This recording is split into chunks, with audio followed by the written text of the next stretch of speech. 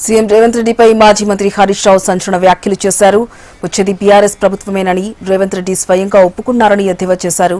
గతంలో బీఆర్ఎస్ పార్టీని మొలకెత్తనివ్వమని ప్రగల్భాలు పలికిన రేవంత్ ఇప్పుడు అధికారం శాశ్వతం కాదు అంటున్నారని గుర్తు చేశారు.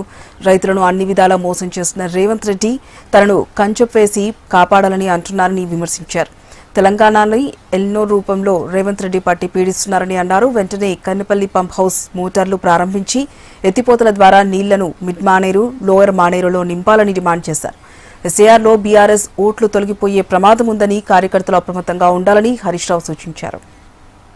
34 దాకా నేనే అన్నోనివి కేసీఆర్ గెలిచినా ఏం చెయ్యడు అనేదాకా వచ్చినవంటే నీ ఓటమి నీకు బాగా మనసున పట్టింది.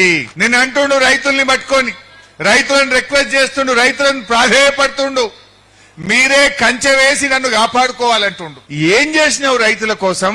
కరోనా వచ్చినా, కష్టం వచ్చినా, పెద్ద నోట్ల రద్దు జరిగినా, ఆర్థిక ఇబ్బంది ఉన్నా కేసీఆర్ గారు క్రమం తప్పకుండా రైతు బంద్ వేసిండు, రైతుల్ని కాపాడుకున్నాడు. నువ్వేం చేసినావని రైతుల్ని కంచేసి కాపాడుకోవాలి? 3 సార్లు రైతు బంధు 30,000 కోట్లు ఎగబెట్టినందుకు నిన్ను కంచె వేసి కాపాడుకోవాలనా? యాసంగి పంట బోనస్ ను బోగస్ చేసినందుకు నిన్ను కంచె వేసి కాపాడుకోవాలనా? దేనికోసం కాపాడాలి? నిన్ను కంచె వేసి కాపాడు కాదు, కాగడాలు పట్టుకొని నిన్ను తరిమే రోజులు దగ్గరలో ఉన్నాయి మిస్టర్ రేవంత్ రెడ్డి. రైతులందరూ కాగడాలు బట్టి తరుముతారు బిడ్డ. నిన్ను దేవుణ్ణే మోసం చేసినావు నువ్వు.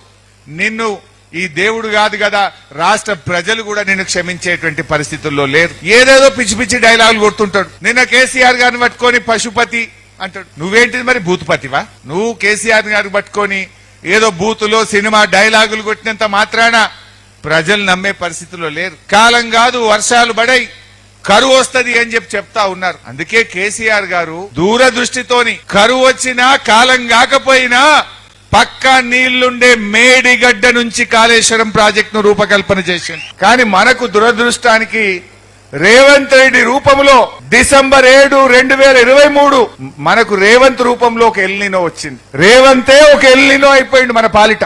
ఎందుకు ఈ మాట అంటున్నా? నిజంగా రేవంత్ రెడ్డి మేడిగడ్డ మరమ్మతు చేసి ఉంటే ఈ ఎల్నినోను ఎదుర్కొనే శక్తి ఈ భారతదేశంలో ఏ రాష్ట్రంకు ఉందో లేదో గానీ తెలంగాణకు ఉండుండేది. ఏంటి ఎస్ఐఆర్ లో ఏం జరుగుతుంది? ఎందుకు మనం యాక్టివ్ గా ఉండాలి? ఎందుకంటే మన రాష్ట్ర ముఖ్యమంత్రి ఎవరు? ఓటుకు నోటు దొంగ. మరి ఆయన ఉన్నాడు కనుక రేపు మన బీఆర్ఎస్ ఓట్లు తొలగించే ప్రమాదం